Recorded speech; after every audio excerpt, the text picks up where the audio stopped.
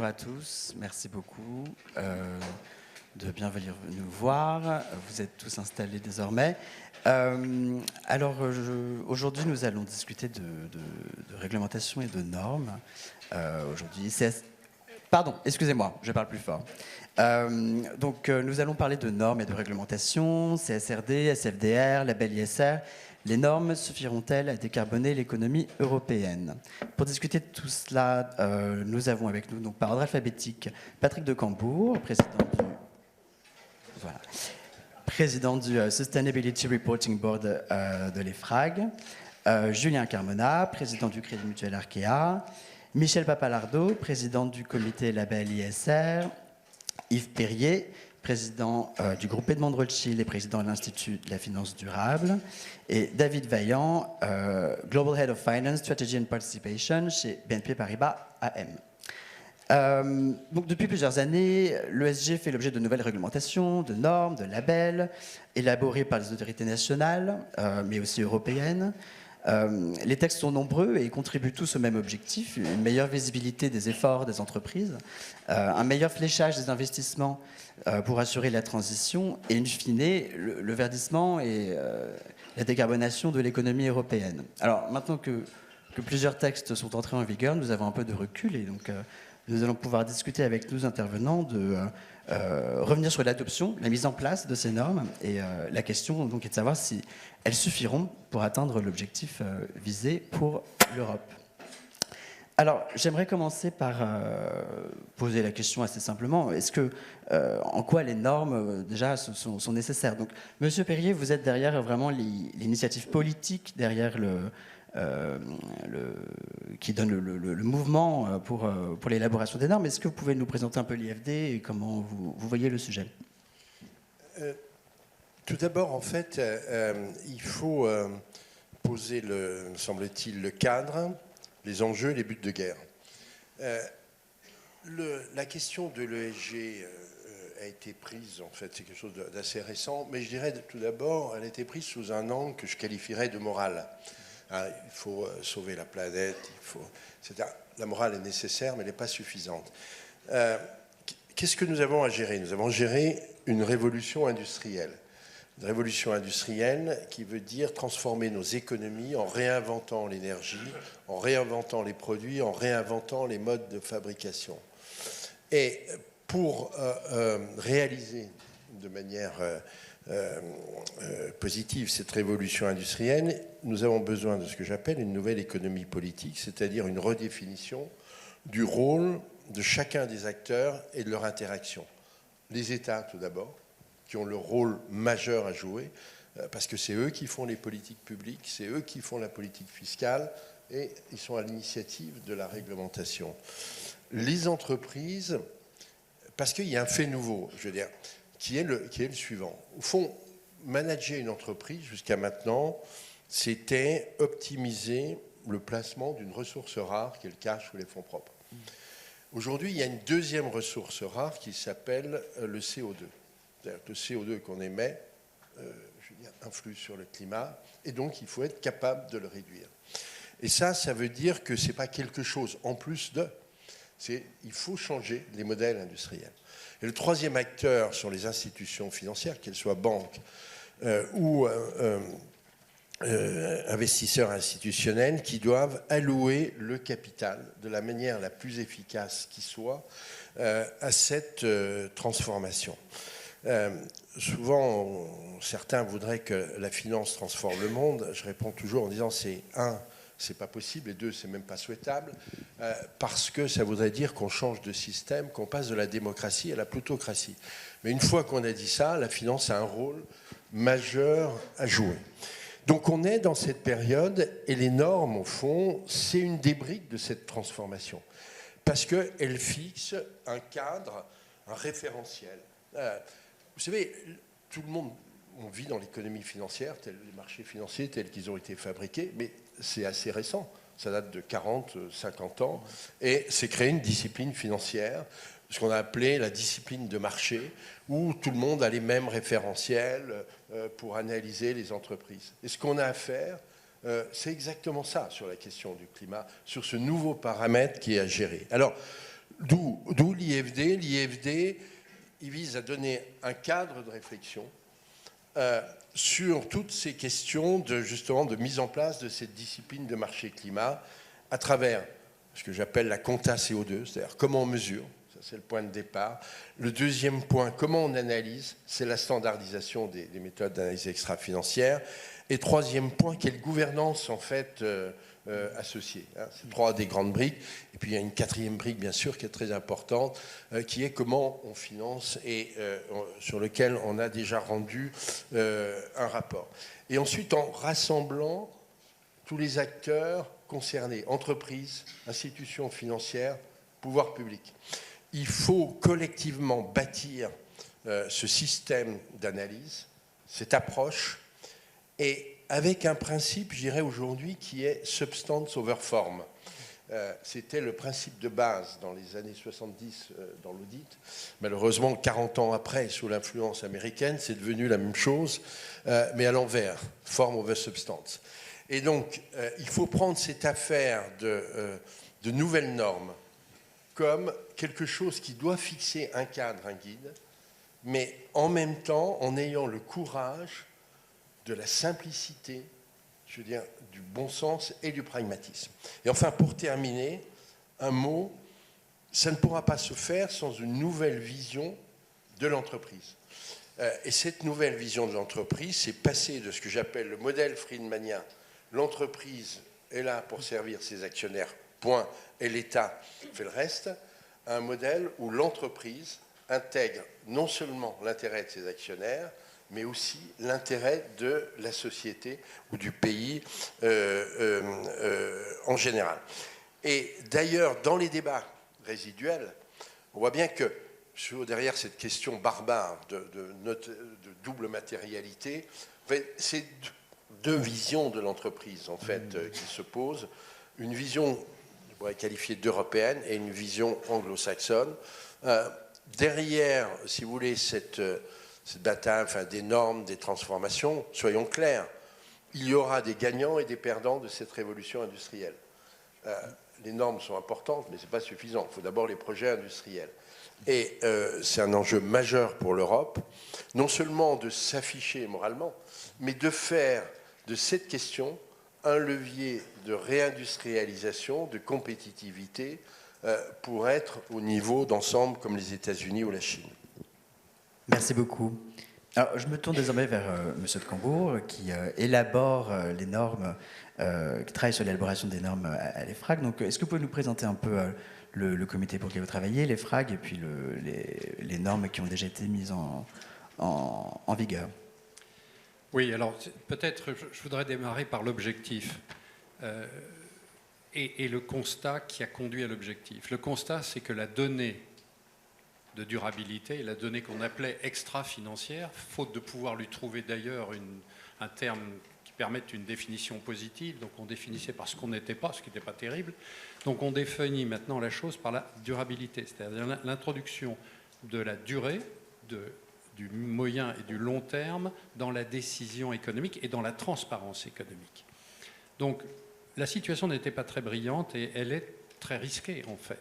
Quand on a une donnée de pauvre qualité, on tombe dans ce que l'on appelle l'ESG ou le greenwashing, donc risque majeur. Donc on a réalisé que parfois l'Europe mettant la charrue avant les bœufs, on fait des réglementations qui imposent des comportements, des financements, etc., sans avoir la donnée. Donc il a été urgentissime, alors ça prend du temps, et donc il faut commencer tôt, mais la commission qui achève son mandat, quand elle a commencé son mandat, fin 2019, début 2020, a dit il faut résoudre le problème de la qualité de la donnée de durabilité. L'information financière est stabilisée, pas parfait, mais on connaît les paramètres, il ne faut pas déstabiliser ce pilier de l'information. Il faut créer une deuxième jambe, un deuxième pilier à l'information normée de l'entreprise qui permette à la fois de prendre des décisions de management fondées et deuxièmement de les expliquer et donc d'être transparent dans le modèle qu'évoquait Yves Perrier, c'est-à-dire un modèle multi-parties prenantes, pas simplement l'actionnaire, mais toutes les parties prenantes. Donc, l'EFRAG a conduit un travail préparatoire, puis a élaboré les normes et continue aujourd'hui, doté d'un mandat qui lui a été donné par la Commission, de jouer ce rôle de conseiller technique dans un cadre multi-parties prenantes pour élaborer les normes. Le premier jeu de normes a été adopté sur proposition de l'EFRAG en juillet dernier, donc il y a un peu moins d'1 an. C'est le fruit d'un long travail. La normalisation, ça ne se fait pas d'un coup de baguette magique, c'est un processus relativement bien connu qui commence par une élaboration technique, des consultations publiques, une décision multi-parties prenantes, puis on passe à la Commission qui elle-même conduit sa propre consultation. Donc c'est un cycle d'un minimum de 2 ans. Donc nous avons, et c'est déjà considéré comme très rapide au plan international. Donc le premier jeu, après tout cela, a été adopté en juillet dernier. Il couvre, alors il conduit les entreprises dans le cadre de la directive.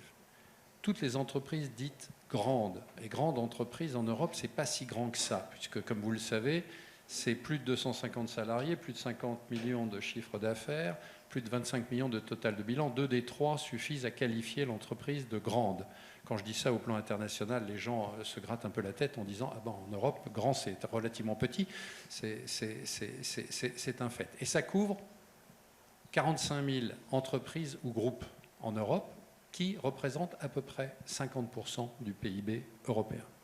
Donc ça veut dire qu'à partir de 2024, pour une première fournée, et puis 2025, pour le reste, 50% du PIB européen sera sur la deuxième jambe de l'information normée, c'est-à-dire l'information de durabilité.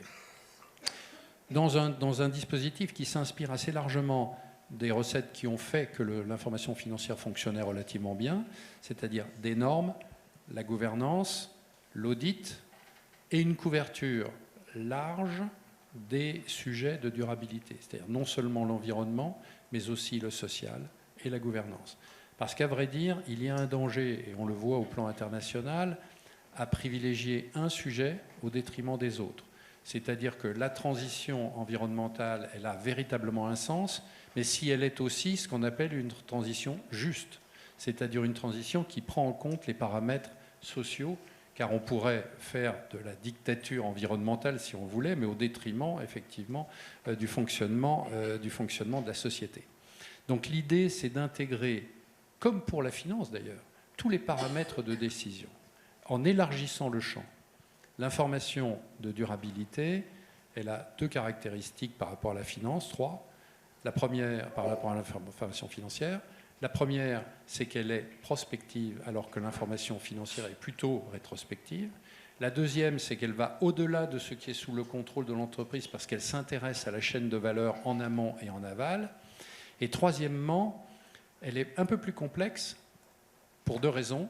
Beaucoup de narratifs, on doit expliquer, mais il faut que le narratif soit fidèle, parce que sinon on peut faire du marketing, si vous voulez dire, au sens péjoratif du terme. Et il n'y a pas d'état de synthèse. Il n'y a pas un indicateur clé comme le profit ou les capitaux propres qui vous permettent d'avoir une vision de synthèse. Donc on passe plutôt dans une vision par coups de projecteur successifs sur les différents sujets de durabilité pour se faire une image fidèle de la situation, non seulement la situation aujourd'hui, mais la trajectoire. Merci beaucoup. Alors, nous avons aussi avec nous Madame Papalardo, présidente du comité label ISA. Ce qui est intéressant avec le label, c'est qu'il vient en sus des normes et il permet d'aller au-delà. Est-ce que vous pouvez nous présenter un peu les enjeux de ce label ?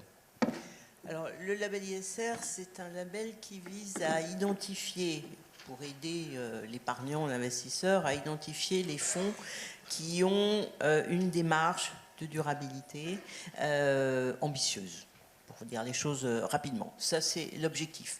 Le label a été créé en 2016, c'est-à-dire à une époque juste après la COP de Paris et l'accord de Paris, où on a commencé à dire vraiment que la finance devait participer à l'objectif de décarbonation. Et donc, on était dans la création de ce qu'on pouvait mettre derrière ces éléments-là dans un label, bon, sur un sujet de durabilité qui a quand même déjà un certain temps et qui date de la fin du siècle dernier. Sur cette base-là, le référentiel à l'origine était très tourné vers la transparence, puisque c'était les débuts, et il s'est fait rattraper, c'est clair, par les normes. Voilà, c'est clair. C'est ce qui s'est passé par les normes françaises, par les normes européennes en particulier. Et donc, au bout d'un certain temps, les années 2020, on s'est dit qu'il fallait remonter le niveau d'exigence du label par rapport aux normes, sinon le label n'a pas de sens et devient finalement, comme on l'a dit à l'époque, un élément d'éco-blanchiment facile pour les fonds labellisés, ce qui n'était pas vrai pour tous les fonds, loin de là, mais ça pouvait être le cas quand même pour certains. Donc, on a fait une révision de ce référentiel qui a été adopté à la fin de l'année dernière avec plus d'exigences sur 3 grands thèmes, plus de sélectivité. C'est surtout un label de best in class, donc on choisit encore plus précisément la double matérialité, bon, qui n'existait pas en 2016 et qu'on a intégrée puisqu'on a essayé de se caler le mieux possible sur les textes européens, même s'ils sont encore en train de bouger. Et puis, troisième sujet important, et là on arrive sur notre sujet de la décarbonation, on a intégré, ce qui n'était pas le cas précédemment, on a intégré l'obligation de travailler sur le carbone et d'avoir une politique climat pour les fonds qui sont labellisés. Ce n'est pas le cas de base, parce que je rappelle que le label ESR, ce n'est pas un label vert, comme on le dit souvent, c'est un label généraliste. Donc vous pouvez tout à fait avoir un fonds, je ne sais pas moi, qui se passionne pour la santé ou pour l'éducation ou pour je ne sais quel autre sujet et qui est labellisé ISR parce qu'il a une démarche de durabilité. Bon, ce qu'on dit maintenant, c'est que même si vous avez une préoccupation qui n'est pas une préoccupation de transition écologique, vous devez quand même vous préoccuper de l'impact climat du fonds et inversement, bien sûr, si vous voulez être labellisé. Mais donc, le carbone est aujourd'hui un élément qu'on mesure et que l'on veut réduire à travers les fonds labellisés ISR. Alors maintenant, pour revenir à la différence entre normes et labels, elles sont grandes en fait. Le label, première chose, il est volontaire. Les normes, chacun ne choisit pas les siennes. Hein. Les normes, elles sont obligatoires, elles s'appliquent à tout le monde. Le label, vous êtes labellisé, vous ne l'êtes pas, c'est vous qui décidez si vous voulez ou si vous ne voulez pas faire la démarche. Et le deuxième point, c'est que le label, il est forcément au-delà des normes. Si c'est pour faire la norme, il n'y a pas besoin d'avoir un label. La norme est contrôlée par différents types de contrôleurs. On n'a pas besoin du label pour ça. Le label, il va plus loin. Et je parle du label ISR comme de n'importe quel label. Hein. C'est un principe de base, c'est que le label doit aller au-delà. Il reconnaît une ambition supplémentaire, il reconnaît des pionniers, des éclaireurs, vous les appelez comme vous voulez. L'objectif étant que, comme le label a beaucoup de succès et aura beaucoup de succès, c'est que finalement la norme le suive. Mais il est censé aller au-delà. Je prends l'exemple de ce que je disais sur le carbone, par exemple, et sur le climat plus précisément. On a intégré donc le climat et on a inscrit avec le nouveau référentiel des exclusions, notamment des exclusions sur l'énergie, pas que, on a des exclusions aussi sur le social et sur la gouvernance, mais en tout cas sur l'énergie. Et puis, ben voilà, aujourd'hui, l'ESMA, notre régulateur européen, définissant, donc là, il va dans la norme, définissant les labels durables, il dit clairement que oui, il faut exclure aussi les fossiles. Donc, vous voyez, le label était en avance sur la norme, pas de beaucoup, parce que l'ESMA est arrivé très vite derrière, mais on est dans cette dynamique-là, et il faut que le label soit dans cette dynamique-là.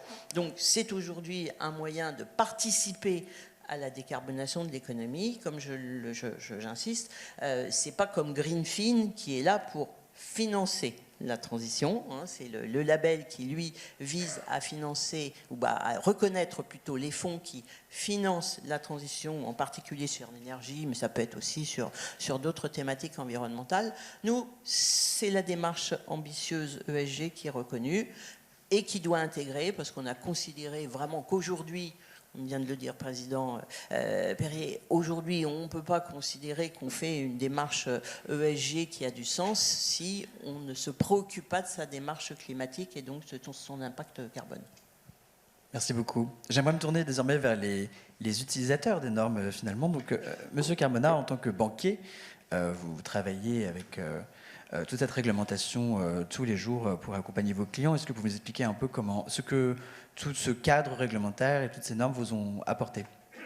Merci beaucoup. Bonjour à toutes et à tous. Alors, déjà sur la question d'ensemble, est-ce que les normes suffiront à permettre la décarbonation de l'économie européenne? Naturellement, elles ne suffiront pas, parce que c'est d'abord et avant tout un sujet d'investissement nouveau, comme le disait Yves Perrier, et de réorientation de l'investissement.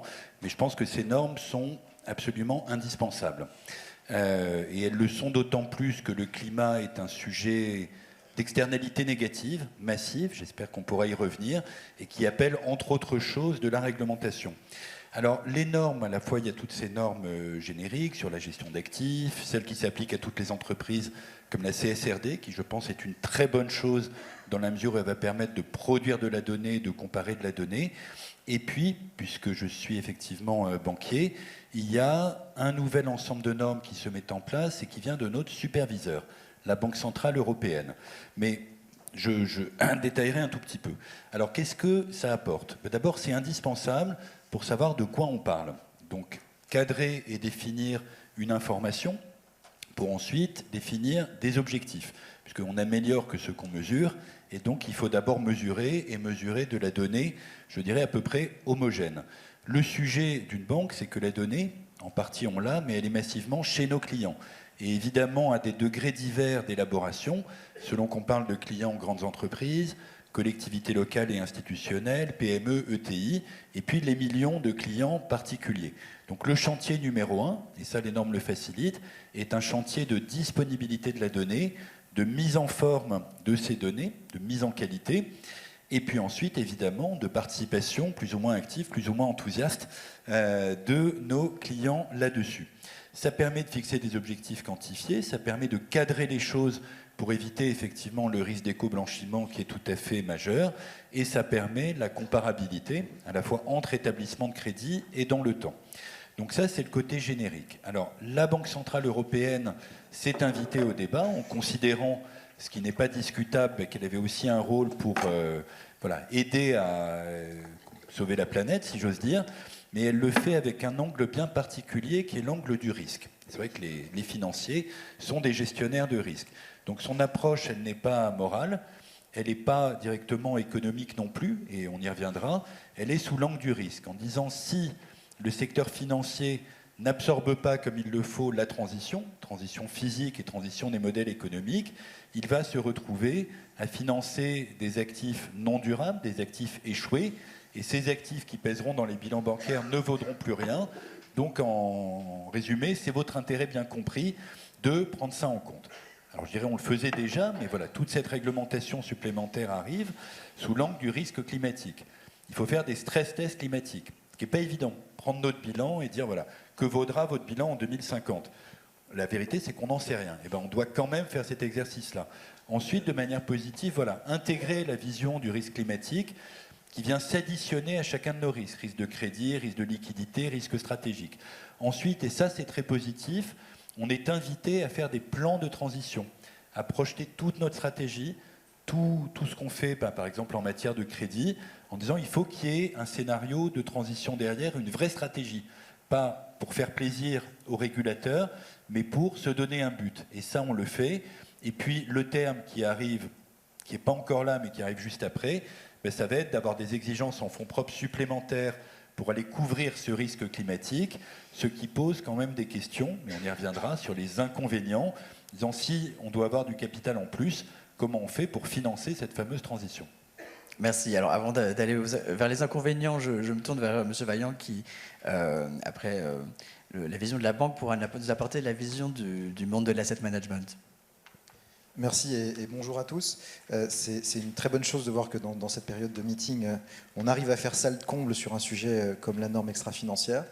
Je reprends les mots d'Yves Perrier tout à l'heure. On est une industrie, et on est une industrie dont l'objectif premier, c'est l'allocation du capital. Et finalement, la transformation à laquelle on fait face, elle est assez majeure parce que la finance, c'est un mécanisme de réduction, de simplification de la réalité à 2 dimensions, le rendement et le risque. D'un point de vue très simple, c'est ça la finance.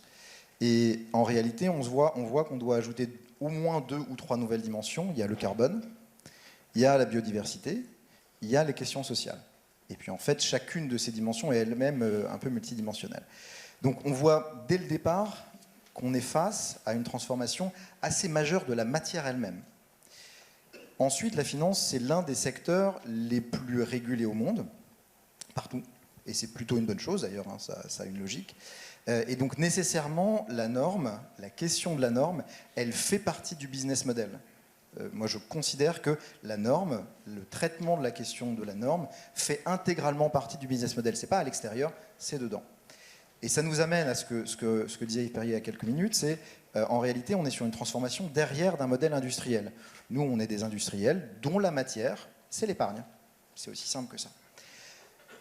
Alors, quand on regarde un peu la construction des normes, je parle beaucoup des normes CSRD, SFDR qui ont beaucoup impacté l'asset management, mais aussi MIFID, on a vu que l'Europe s'est positionnée de manière assez ambitieuse et assez tôt sur ces normes.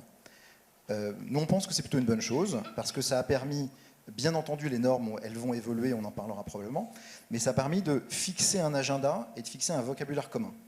C'est-à-dire qu'aujourd'hui, tout le monde sait, dans la finance, que c'est article 8, article 9, quelle est l'interaction entre les normes et les labels, etc., etc. Et ça a permis de lancer une dynamique qui fait qu'aujourd'hui, l'Europe est quand même l'un des pionniers, reste l'un des pionniers dans ce domaine-là. Après, et je pense que c'est l'objet du panel, on se rend bien compte que être pionnier dans les normes, c'est une chose. Après, il y a des questions beaucoup plus fondamentales et beaucoup plus industrielles. Donc pour répondre au point d'Alexandre, concrètement, qu'est-ce que ça a voulu dire de manière très industrielle de mettre en place ces normes?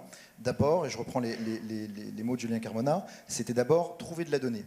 Et trouver de la donnée qui soit de la donnée de qualité. Nous, on travaille beaucoup sur des entreprises cotées, et donc on a été très dépendant de CSRD avec le petit décalage de calendrier entre l'entrée en vigueur de SFDR et de CSRD, qui fait qu'à un moment donné, l'industrie s'est trouvée quand même dans une situation un peu complexe d'avoir à reporter, sachant que les entreprises elles-mêmes n'avaient pas à fournir l'information.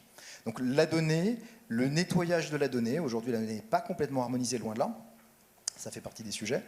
Ensuite, il y a la question évidemment des méthodologies, c'est-à-dire définir des méthodologies sachant que la norme ne la définissait pas intégralement, donc il fallut les spécifier. Il y a eu des travaux de place autour de ça. Les produits, alors c'est un point important quand même, parce qu'on parle de normes, mais on parle aussi de produits. On a revu l'intégralité de notre gamme. Aujourd'hui, sur les fonds ouverts européens, qui est le champ d'application de SFDR, on a 90% de nos fonds ouverts européens qui sont article 8 et article 9. C'est évidemment un changement assez profond, industriel, de système, d'équipe, de formation. Et puis derrière, il y a toute la question des contrôles, parce que qui dit norme ne dit pas uniquement système, ne dit pas uniquement, on se focalise beaucoup sur l'upstream, mais il y a aussi le downstream, qui est les contrôles. Et les contrôles, ça veut dire plusieurs choses. Ça veut dire des systèmes, donc des investissements. Ça veut aussi dire de la formation. Et ça, c'est un point clé. Parfois, on n'en parle pas assez, je pense. Le temps passé, l'énergie, qui est plutôt une énergie très positive sur la formation des équipes dans l'ensemble de la structure. L'objet, ce n'est pas juste d'avoir un centre ESG, Sustainability, etc., etc. C'est comment on fait pour que l'ensemble de l'entreprise soit formé dès le début, dès son entrée, en fonction de ses spécialités, le risque, l'investissement, la finance. Chacun doit être formé à ces sujets-là. Donc c'est un peu, pour être assez rapide, je pense, les grands enjeux qu'en tant que plutôt industriel, on a rencontrés. Très bien. Et M. Carmona, est-ce que vous pouvez aussi parler un peu des apports organisationnels, stratégiques que ça vous a apporté finalement de travailler sur ces normes? L'idée, c'est pas juste il faut le faire, il faut vraiment leur donner un sens. Et donner un sens à ces normes, c'est justement les intégrer à la stratégie et, je dirais, nouer de manière extrêmement proche, justement, la dimension, on va dire climat, même s'il y a d'autres dimensions, notamment sociales, et puis la stratégie. Donc ce qu'on fait, et ce que font, je crois, d'autres banques, c'est de produire ce qu'on appelle des politiques sectorielles. On dit secteur par secteur, l'immobilier, par exemple, l'immobilier résidentiel, qui touche énormément de clients, mais aussi les transports, mais aussi d'autres. Eh bien, comment on a à la fois un objectif climat et un objectif stratégie et business, et on s'organise derrière. Ça pousse, je dirais, à désiloter nos organisations, et en cela, c'est une bonne chose. Très bien. J'aimerais revenir, puisque c'est un sujet qui a été évoqué plusieurs fois déjà sur SFDR. Vous avez les fonds article 8, article 9. Il y a eu un moment un peu turbulent pour l'industrie, hein, où c'était pas très clair quels fonds étaient dans quelle catégorie. Monsieur Vaillant, est-ce que vous pouvez un peu revenir sur cette expérience et nous expliquer un peu comment l'industrie en ressort finalement? Alors, on est sur une réglementation qui est assez jeune. Je reviens sur le point de tout à l'heure, qui est de dire l'Europe a bougé assez vite sur ces questions réglementaires et probablement en a été bien inspirée, parce que ça a permis de fixer un peu un cadre de référence. Et l'Europe, de ce point de vue-là, a un peu un rôle d'étoile polaire, c'est peut-être un peu grandiloquent, mais a un rôle quand même de pionnier sur ces questions-là. Qui dit réglementation jeune, dit nécessairement une réglementation qui évolue.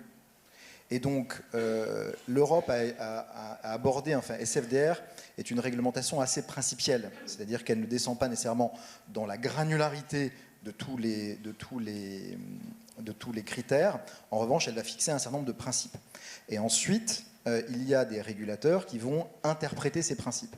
Comme on était, je pense, l'ensemble de l'industrie dans un moment de montée en puissance, la norme est arrivée.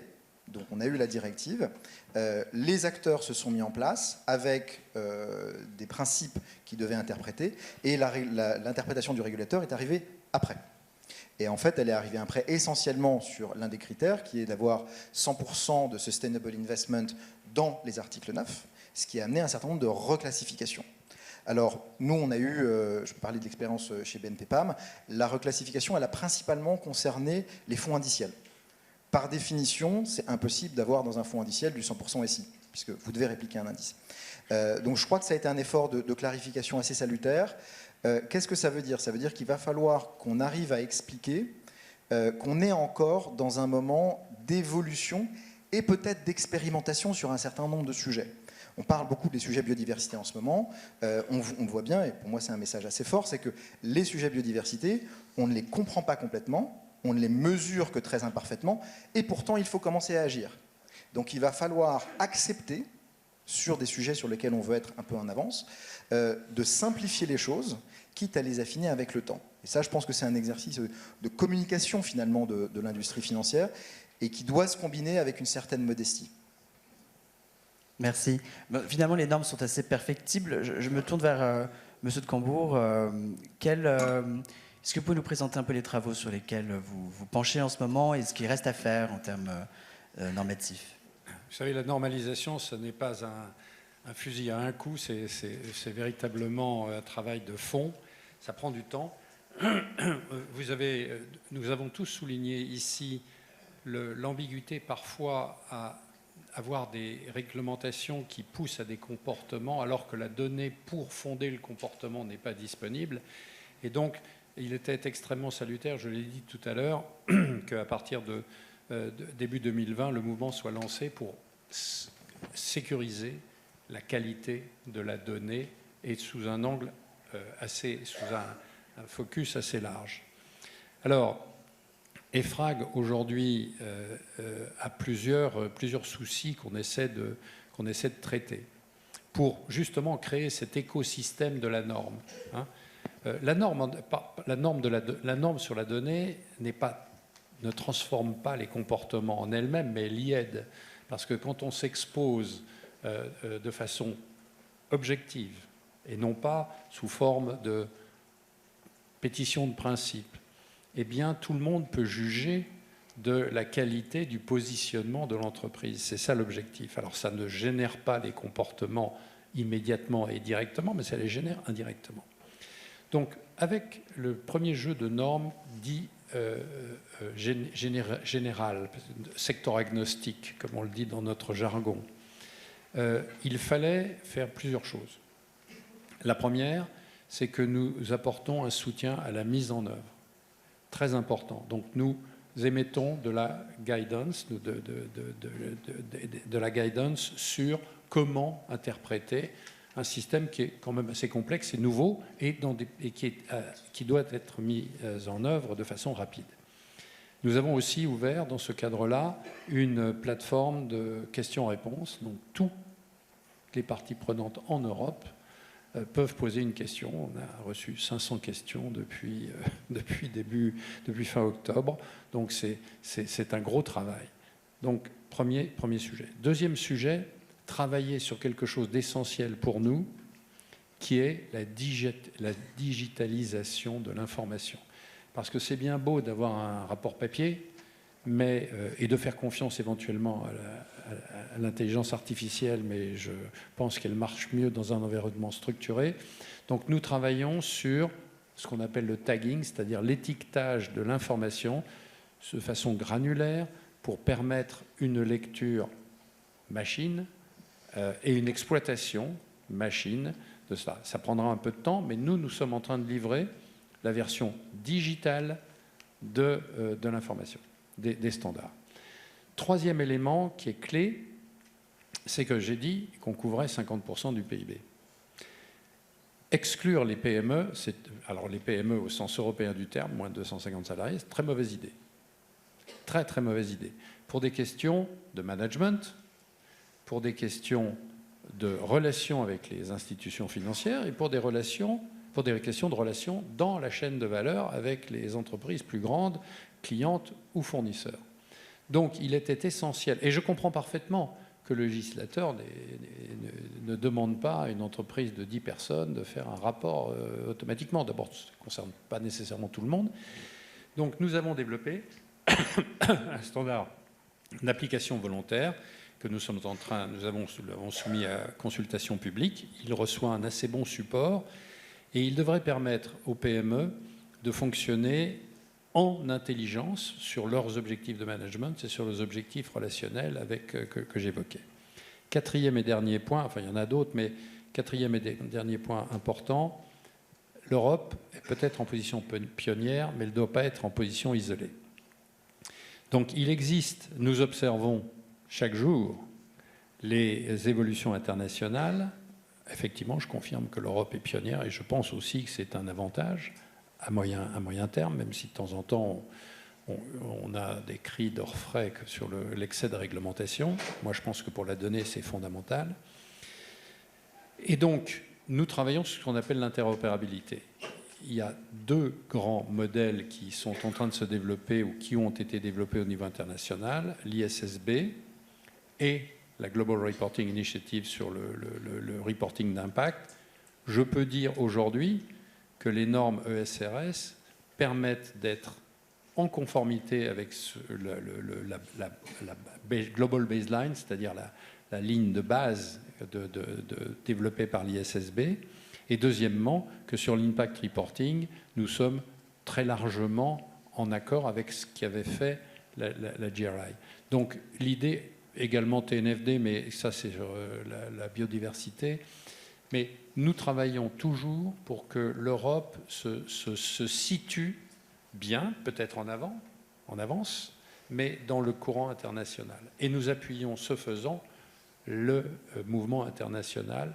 Nous passons pas mal de temps hors d'Europe à expliquer ce que sont les ESRS et comment ils peuvent contribuer. J'ajoute que les entreprises non européennes qui opèrent en Europe avec plus de 150 millions de chiffre d'affaires seront conduites à partir de la fin de la décennie 2028-2029 à faire des reportings sur leur groupe, pas seulement les opérations européennes. Et ça, je peux vous dire que ça suscite un intérêt et un degré d'inquiétude et de questionnement. Voilà. Donc voilà les grands sujets sur lesquels EFRAG travaille aujourd'hui. Très bien. Madame Papalardo, je me tourne vers vous. Justement, le label aussi est amené à se réinventer régulièrement. Comme vous le dites, il y avait une révision récente. Quelles sont les éventuelles nouveautés que le label pourrait couvrir ? Nous, on continue à travailler. D'abord, on essaye aussi d'accompagner les sociétés de gestion dans l'application du nouveau référentiel, parce que c'est loin d'être simple. parle toujours de l'exclusion, des exclusions, c'est pas ce qui est plus compliqué. Il y a beaucoup de précisions, il y a beaucoup d'éléments dans le nouveau référentiel qui nécessitent justement qu'elles y travaillent, et c'est ce qu'elles sont en train de faire, puisque le label sera applicable aux fonds actuellement labellisés qu'au 1er janvier 2025. Pour les nouveaux fonds, bien sûr, il faut qu'ils travaillent aujourd'hui avec le nouveau référentiel. On continue à travailler sur d'autres thèmes. Le label ISR, c'est aussi un label qui s'applique au secteur de l'immobilier. Et c'est un secteur important qui a besoin aussi d'avancer. Et là, dans le cadre de la décarbonation, le label, dès l'origine, a été très tourné vers... Parce que c'est plus facile, les informations, les données, les chiffres sont plus faciles à utiliser, à additionner. Donc le label immobilier a toujours été tourné vers la décarbonation. Là, on est en train de le revoir aussi pour l'actualiser, pour le mettre en phase avec les réglementations européennes et peut-être plus aussi accompagner les fonds qui sont dans la transition, parce que c'est aussi un sujet important, et qui travaillent avec des parcs pas satisfaisants en matière de carbone et qui essayent de les accompagner vers des situations plus satisfaisantes. Et on commence aussi à travailler sur le capital investissement, c'est-à-dire que tout ce que je vous ai dit, ça concerne essentiellement des fonds de valeur mobilière. Il n'y a pas que ça, et il y a beaucoup de fonds de capital investissement qui se préoccupent et qui ont des démarches ambitieuses en matière de durabilité. Et donc, on va essayer de voir avec eux comment on peut les accompagner. Mais pour répondre à la question qui est posée sur est-ce que les normes de finances, puisque là on est sur la finance, de finances suffiront à décarboner l'économie européenne, c'est clair que à la fois le label et le fait, il ne faut pas l'oublier, qu'en France on a obligé d'utiliser des fonds labellisés dans un certain nombre d'outils, et en particulier dans l'assurance vie.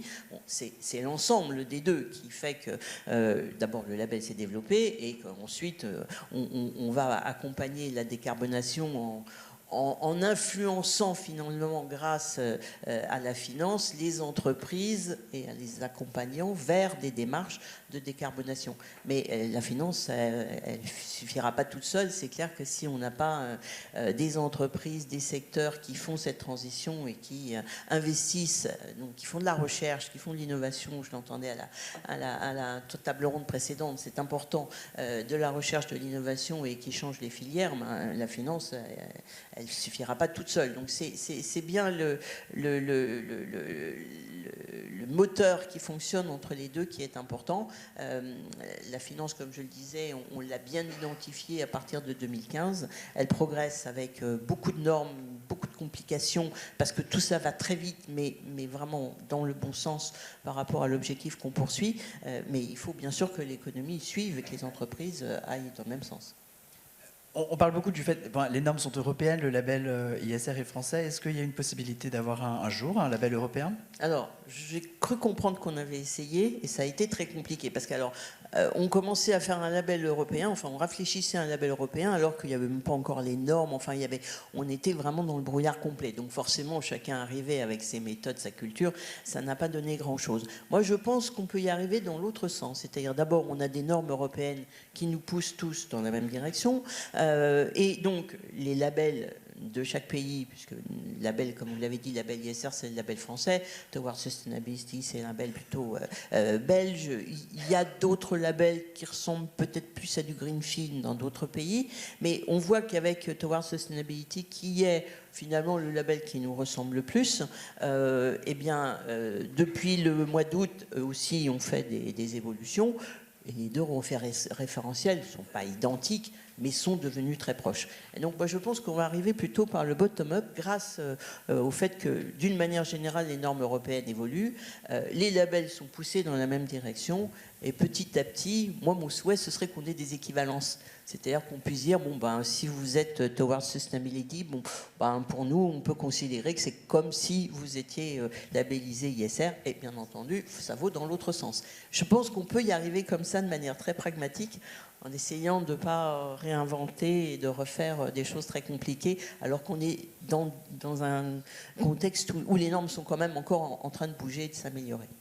Alors justement, il y a la superposition des normes et des labels, etc. Est-ce que finalement, pour vous, utilisateurs de normes, M. Carmona, c'est un problème, cette multiplicité ou... Oui, alors il y a plusieurs niveaux dans la question. Je vais détailler en essayant de ne pas être trop long. D'abord, je ne dirais pas il y a telle norme qui ne s'impose pas, donc il faut l'enlever, ça simplifiera tout. C'est pas ça que je répondrai. En revanche, il y a un manque on ne se place pas du point de vue de l'utilisateur ou du producteur final, c'est-à-dire le client, typiquement une PME, un particulier, un petit professionnel. Et je pense que notre rôle, à nous les banques, ça n'est pas de pousser cette complexité vers l'utilisateur final, sinon ça va vraiment pas marcher, ça va produire une espèce de rejet massif de la RSE alors que c'est pas ça qu'on veut. Notre rôle, c'est d'accompagner les clients dans l'apprivoisement de cette complexité, mais ça supposerait beaucoup de simplification. Ça, c'est le premier niveau.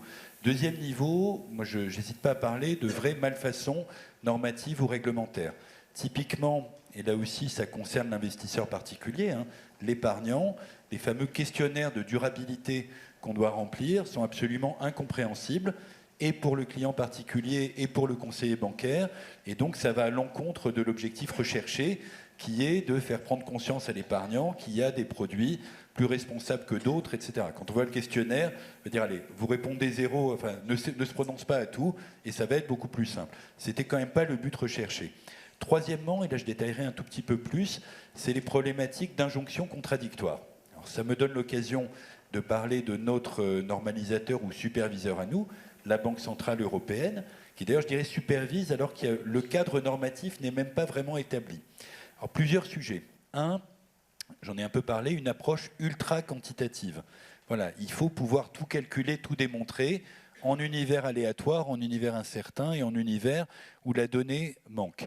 Typiquement sur l'immobilier, c'est de dire, voilà, mesurer le risque climatique de l'immobilier, ben, vous allez prendre les DPE, les fameux diagnostics de performance énergétique. Pourquoi ? Parce qu'ils ont le mérite d'exister, c'est vrai, et donc ça peut amener à des comportements, enfin des décisions tout à fait erronées, qui est de dire les mauvais DPE, vous les financez plus. Alors que c'est là, voilà, ma voisine le sait mieux que personne, qu'est l'enjeu justement de la transition, de la rénovation énergétique. Deuxièmement, c'est la BCE est passée sans transition d'une réglementation de type on va normer l'information, du type des normes dont on a parlé jusque-là, à une réglementation punitive. Si vous ne faites pas ça, on vous sanctionne. Et donc, on vous sanctionne à deux titres. D'abord, il y aura un jour ou l'autre des sanctions de type monétaire à l'encontre des banques pour n'avoir pas été assez actives dans la prévention et la gestion du risque climatique, et ensuite des sanctions en fonds propres. Et c'est là où je conclurai en disant injonction contradictoire, c'est-à-dire que la transition écologique notamment, il faut bien la financer. Et que les banques, en tout cas la nôtre, mais les confrères également, ne demandent pas mieux que de la financer. Si on vous dit ne faites pas ça, pénalité en fonds propres, si vous ne faites pas que du vert, je simplifie mais à peine, ça élude totalement l'objectif qui est d'aider à cette transition de secteurs qui ne sont pas verts, qui sont bruns aujourd'hui et qui ont des investissements majeurs à faire. Donc ça, je suis vraiment inquiet, c'est un vrai élément de préoccupation et le prisme unique de le risque et combien ça va coûter peut nous amener dans le mur. Et enfin, tout dernier mot, c'est la question du long terme et de est-ce que ces normes, et là je vais rejoindre le prudentiel, les normes comptables, favorisent l'investissement à long terme.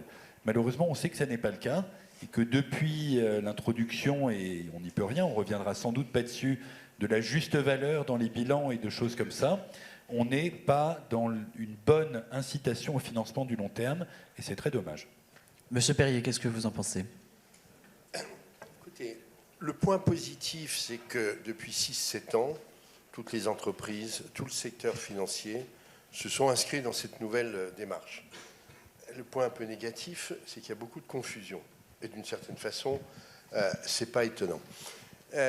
Et donc, pour moi, quels sont les grands enjeux ? Le premier, on a un enjeu de conception, de commune. Je m'explique. La façon dont a été faite au départ la réglementation, notamment au niveau européen avec la taxonomie, visait en fait à dire... Je simplifie, je caricature, ça me permettra de nuancer les cas échéants, c'est il faut mettre l'argent sur ce qui est vert. Dans la taxonomie européenne, 10% de l'économie était réputée verte. La réalité, c'est que ce que nous avons à faire pour réussir cette transformation, c'est mettre l'argent sur le brun pour qu'il devienne vert. Au fond, il devrait y avoir un ratio clé, c'est chaque fois qu'on investit 100 euros, quel est l'effet en réduction de CO2 ? Et vous le valorisez au prix du CO2 que vous voulez, etc. Donc, je commence par ce point-là parce qu'il est essentiel, si vous voulez, parce que derrière, vous avez le débat de notation, d'exclusion ou pas d'exclusion, etc. Toute l'économie aujourd'hui est à 4,5 degrés. C'est une réalité. Et tout le monde doit se transformer. Donc ça, c'est le premier point. Il reste un débat, je dirais, quasi idéologique à régler sur ce point-là. Le deuxième point, c'est l'agencement. En effet, on a mis un peu la charrue avant les bœufs. C'est-à-dire, on dit on va noter les entreprises, alors qu'on ne savait pas, je veux dire, mesurer leurs émissions de CO2. Je ne parle même pas de la biodiversité, etc. C'est un peu, si vous voulez, comme si on avait dit on va créer des bureaux d'analyse financière avec des entreprises qui ne publient pas de comptes. Ça serait quand même un peu bizarre. C'est ce qu'on a fait, et d'où toute la confusion sur SFDR. C'est-à-dire que les asset managers sont rués pour dire mon fonds, article 9, etc. Et d'ailleurs, achetez-le parce qu'il est bon, etc. Et le retour de volée, ça a été l'accusation en greenwashing. Et donc, personnellement, je pense qu'il est urgent de ne pas se précipiter sur la question SFDR. Il y a des travaux à Bruxelles, en fait, pour redéfinir. C'est qu'il faut déjà qu'on soit d'accord sur les concepts. Parce que si vous prenez aujourd'hui 10 analystes, d'asset managers, de banques, etc., et que vous leur faites noter la même entreprise, vous serez surpris de la dispersion. Quand vous prenez 10 analystes financiers qui notent une entreprise, bon, il peut y avoir des différences, mais les référentiels sont à peu près les mêmes. Donc là, il y a ce travail de réflexion, d'où ce travail de l'IFD, la standardisation des méthodes, le guide méthodologique d'analyse extra-financière. Alors, ce n'est pas le guide parfait, mais c'est au fond qu'on ait une façon d'aborder les problèmes de manière commune. Et ça, c'est très important. Alors, mon troisième point, et ça, je m'adresse au monde de la finance, il faut arrêter de faire de cette affaire du marketing. Je veux dire, se préoccuper d'un investissement sur la société, mais c'est juste normal. C'est pas héroïque. Je veux dire. D'ailleurs, dans les années 70, j'ai le privilège de pouvoir en parler, si vous voulez, on disait, par exemple, la comptabilité, on disait le plan comptable, il sert pour les actionnaires, pour l'État, pour les salariés, enfin, etc. Je veux dire, l'entreprise, la réduction de l'entreprise aux actionnaires, c'est quelque chose de récent. Et on ne pourra pas revenir compte. Et après, ça m'amène au dernier point. Ces injonctions contradictoires. C'est que le modèle de capitalisme financier qu'on a fabriqué depuis 40 ans, ce modèle qui nous est venu des États-Unis, etc., il a créé ces normes, les normes de fair value, qui visaient à dire finalement une entreprise, c'est d'abord des actifs qu'on peut revendre global ou par appartement. C'est les normes de gouvernance. C'est les normes sur les rémunérations des dirigeants, etc. Je veux dire, ce modèle-là, c'est aussi ses objectifs de rentabilité. Les fameux 15% de rentabilité des fonds propres définis au milieu des années 90. Je rappelle toujours qu'à ce moment-là, le taux sans risque était à 7 ou 8%. C'est-à-dire que c'était le double du taux sans risque.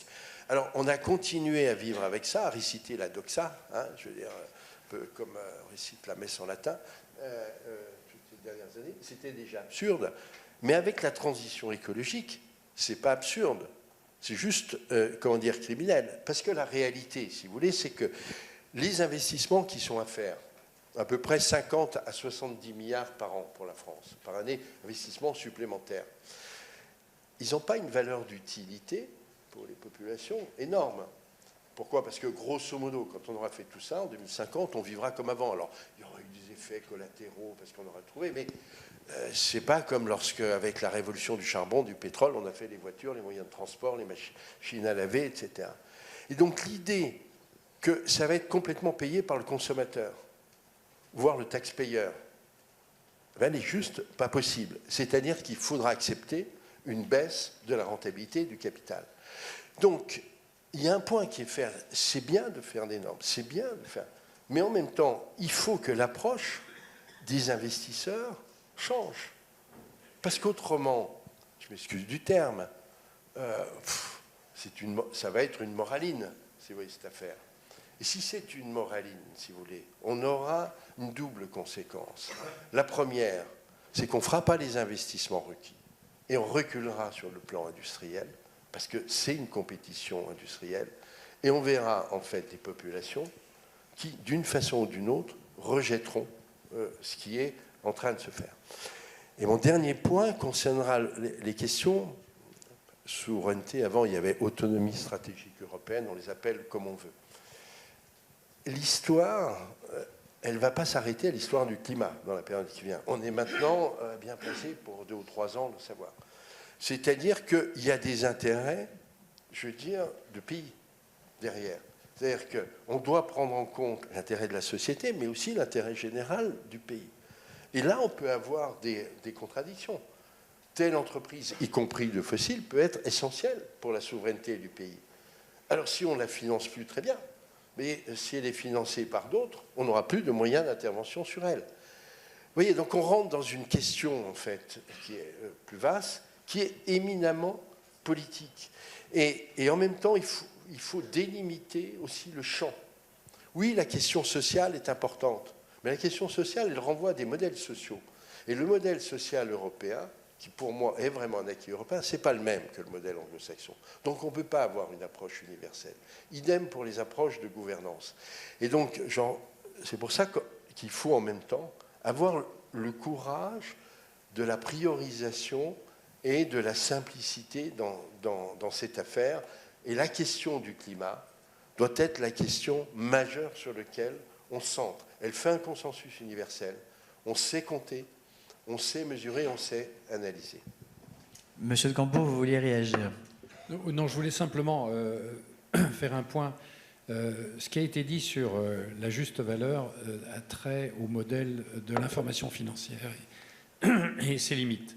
Et je suis parfaitement d'accord sur le fait qu'il y a une vision de l'introduction de la juste valeur qui est partielle, mais qui est quand même très importante, à créer une vision court-termiste de la gestion et donc de la mesure de la performance. Et donc, c'est pour ça que, d'ailleurs, il faut faire la distinction entre les normes de durabilité et les normes d'information financière. Les normes de durabilité sont là justement pour apporter le complément de l'information, tourné vers le prospectif, tourné vers ce qui n'est pas, qui est sous influence relationnelle dans la chaîne de valeur, ce qui est plus subtil parce que narratif, peut-être un peu subjectif, mais cette subjectivité qu'il faut nourrir par des informations comparables et qui permet de donner une meilleure vision de l'entreprise dans ce qui est fondamental à mes yeux et qui a été souligné par cette table ronde, c'est-à-dire la trajectoire. Parce que si on exclut sur la base de la situation aujourd'hui, on va dans le mur. Donc il faut absolument juger les entreprises non pas sous l'angle de leur situation aujourd'hui, mais de leur capacité, de leur volonté, de la planification, de leur évolution au regard des enjeux climatiques et autres. Je dis et autres parce qu'ils sont pour moi relativement liés. Donc j'insiste vraiment sur le fait que, alors la donnée n'est pas tout, c'est un parcours assez long que d'arriver à une donnée fiable. Ça prend, on fait des choses en matière de durabilité en 4-5 ans que l'on a essayé de faire en 20-25 ans en matière financière. Donc serrons les dents, continuons, c'est pas spectaculaire, ça ne fera pas les grands débats demain matin, la norme je parle, hein, de la vie politique européenne ou française, mais c'est fondamental. C'est un travail de fourmi qui est nécessaire et qui permet de construire sur du solide et de sortir du commercial qu'évoquait Yves Perrier pour rentrer dans le sérieux, c'est-à-dire la trajectoire, en sachant que les trajectoires seront diverses selon les industries, mais que c'est la complémentarité des trajectoires sectorielles qui fera le succès ou non de ce qui nous permettra peut-être de continuer à vivre comme nous vivons dans notre modèle social. Donc n'oublions pas le modèle social qui a été évoqué par Yves. Merci. Il nous reste très peu de temps, mais j'aimerais ouvrir le débat sur la question de savoir si les normes ne sont pas suffisantes. Finalement, quels sont les autres leviers pour décarboner l'économie européenne? Monsieur Vaillant, quelle est votre vision? Alors il y en a énormément, je vois qu'il nous reste 48 secondes, donc on va les lister assez vite, mais c'est un point important, c'est-à-dire qu'on parle beaucoup de normes, et effectivement l'Europe est très forte dans sa capacité à proposer assez rapidement des normes, avec les limites qu'on connaît, mais globalement des normes plutôt intelligentes. Il faut faire très attention à ce que ça n'élude pas tout le reste. C'est très important. Et d'ailleurs, les États-Unis ont pris une approche totalement différente, une approche très budgétaire, qui peut être intéressante. Il y a plusieurs choses. Premièrement, qu'est-ce qu'on essaie de faire? On essaie de faire deux choses. D'abord, accompagner les entreprises existantes et les projets existants dans leur transition. C'était le point qui était fait il y a quelques minutes. Deuxièmement, apporter de nouveaux financements, et j'insiste là-dessus. Donc on parle du primaire vers la transition et le financement de la transition. Et c'est des montants qui sont assez colossaux. Ça veut dire que avant de se poser la question, ou en parallèle de se poser la question de la norme de où on envoie les financements, il faut également qu'on incite, l'investissement long terme. Des choses très intéressantes qui ont été faites par le cadre législatif français, notamment récemment. On voit les développements sur LTIF, mais on a un vrai sujet sur le développement de l'investissement long terme. Différents rapports l'ont rappelé.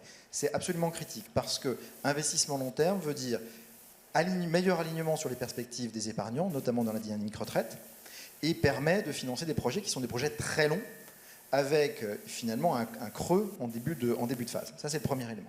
Deuxième élément, si on veut avoir des marchés de capitaux qui financent la transition énergétique, il faut qu'on ait des marchés de capitaux. Donc, on a besoin d'aller assez rapidement sur la mise en place de l'Europe des marchés de capitaux, justement pour avoir une profondeur de marché qui permet de le faire. En gardant à l'esprit que les marchés de capitaux sont aussi un enjeu qui est un enjeu stratégique. Ce n'est pas que un enjeu financier, ce n'est pas que un enjeu de financement de la transition, c'est aussi un enjeu de souveraineté. Troisièmement, il y a ce que peut faire l'industrie indépendamment de la réglementation, et je rejoins le point de Michel, on peut faire en fait pas mal de choses. Alors, on peut faire déjà beaucoup d'engagement, c'est-à-dire qu'une bonne partie du travail qui est fait dans le Sustainable Investing se joue dans les votes et dans le dialogue avec les managements.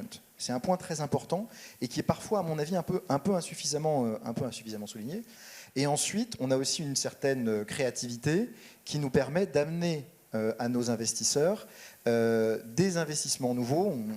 On a récemment fait l'acquisition d'une société qui s'appelle IWC qui propose de l'investissement forestier et agricole. Et on pense que ça fait également partie des choses que l'industrie doit pouvoir faire. Merci beaucoup. Nous n'avons malheureusement plus le temps de débattre davantage, mais merci beaucoup à tous les intervenants et merci à vous pour votre attention.